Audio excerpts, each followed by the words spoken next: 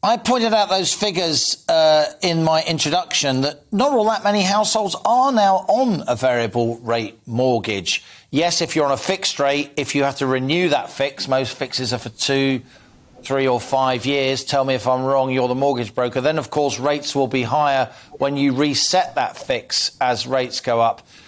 But the ability of the Bank of England to control consumer spending through the base rate is not as immediate or as potent as it used to be, right?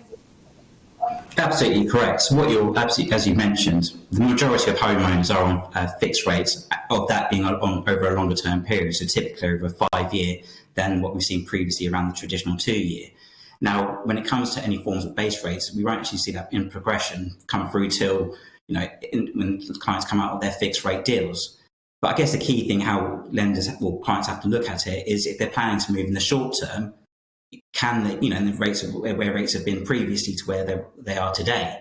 So typically, if you think about a tracker as an example, if rates do increase by the 0.25%, we're expecting on a typical mortgage of 150,000 over 20 years, that would increase on their monthly payments around £18.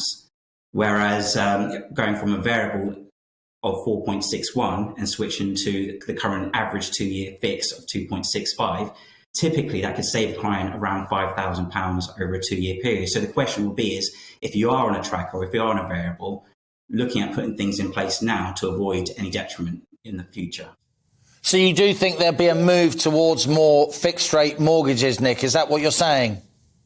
Absolutely. I would say that's going to be a part of the discussions and part of the conversation that clients need to have within their household.